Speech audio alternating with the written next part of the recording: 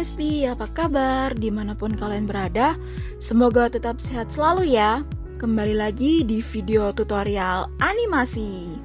Kali ini kita akan belajar tutorial dasar squash and stretch dan timing di Adobe After Effects. Nah, tapi sebelum itu kita harus mengenal nih, apa sih squash and stretch dan timing itu?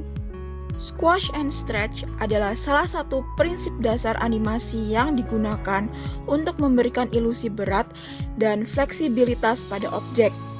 Prinsip ini menggambarkan bagaimana bentuk objek bisa berubah sementara karena gaya luar, namun volumenya tetap sama.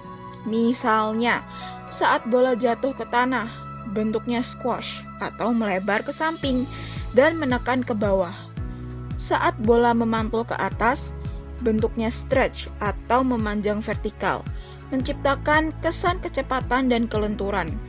Penerapan squash and stretch membuat gerakan terlihat lebih hidup dan natural, terutama pada animasi karakter dan objek lentur seperti bola karet. Sementara itu, timing dalam animasi merujuk pada seberapa cepat atau lambat suatu gerakan terjadi, dan merupakan kunci dalam menyampaikan bobot, emosi, dan gaya gerakan.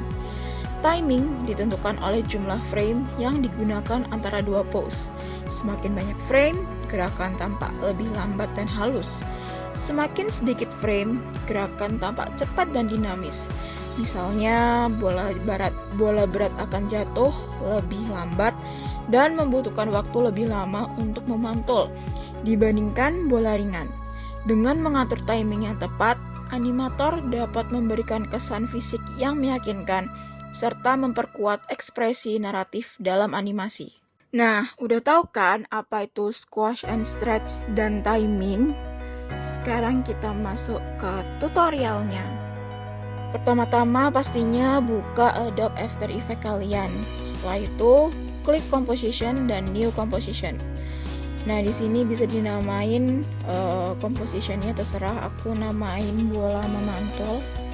Jangan lupa juga di setting durasinya 5 detik, frame rate-nya 30 fps, dan background color-nya bebas, kalau aku pilih putih. Setelah semua sudah tersetting, klik OK.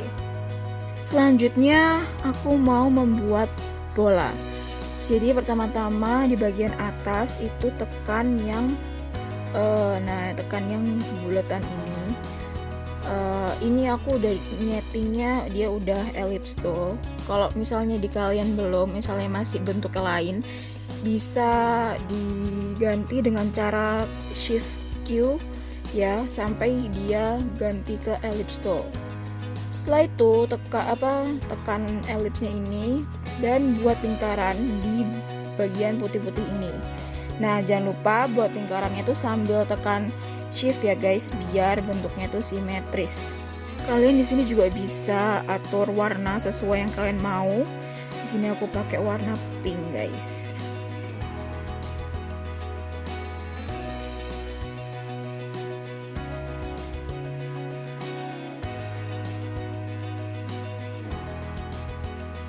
Setelah itu aku mau rename shape layernya menjadi nama bola.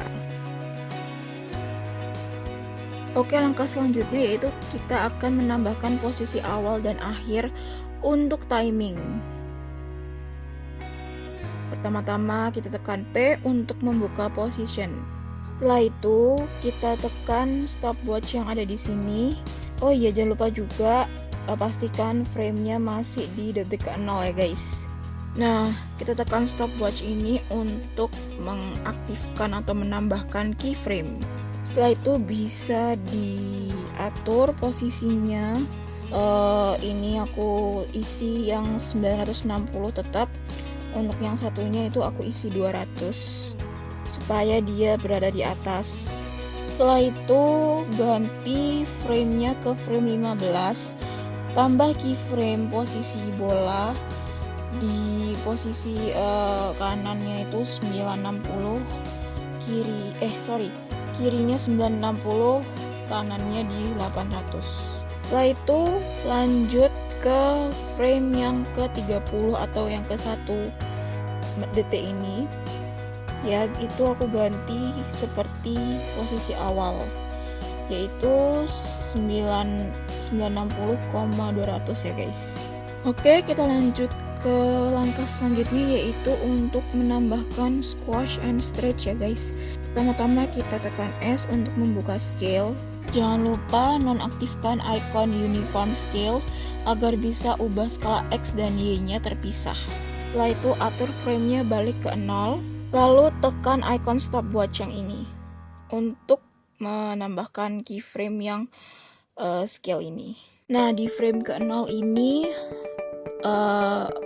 posisinya dia di sama-sama 100 ya guys scale-nya. Terus aku pindah ke frame 15. Di sini diubah, aku ubah yang kiri itu 130, yang kanan itu 70 guna membuat dia squash guys. Setelah itu ganti frame ke 18 dimana dia mulai melompat lagi. Nah, di sini aku ganti kiri 80, kanan 120 guna membuat dia menjadi stretch. Terakhir atur dia di frame 30 untuk membalikkan ya, untuk menormalkan lagi, yaitu ngisi 100-100 ya guys.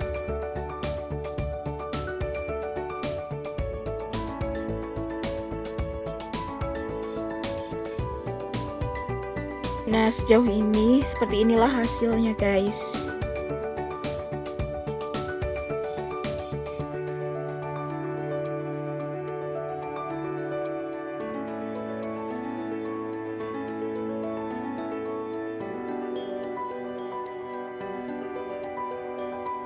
Oke, langkah selanjutnya pilih semua keyframe yang sudah terbuat.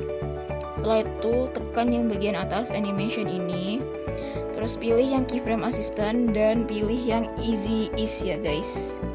Biar apa sih diginiin? Biar pergerakan animasinya itu terlihat lebih halus dan natural ya guys. Nah, kayak gini nih jadi hasilnya kalau udah di easy ease. Terlihat lebih halus kan guys.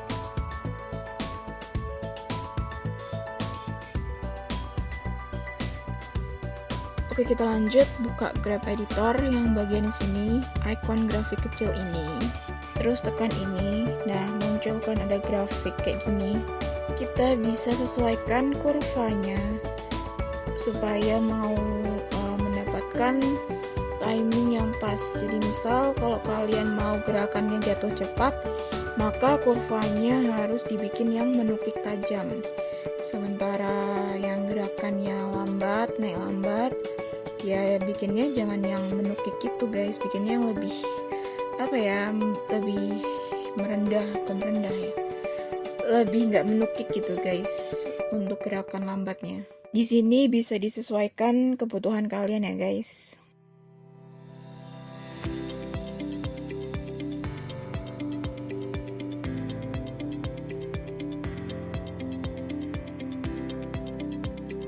Oke, kalau misalnya timingnya sudah yang sesuai dengan yang kalian mau, sentuhan terakhir yaitu di bagian sini kita aktifkan motion blur guys. Jadi icon motion blur pada layar bola itu ditekan ya guys, diaktifkan. Gunanya motion blur ini supaya mensimulasikan efek blur alami yang terjadi saat objek bergerak cepat dalam video nyata.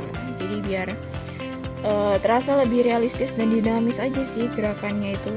Dan inilah hasilnya. Itulah tadi tutorial dasar squash and stretch dan timing di Adobe After Effects.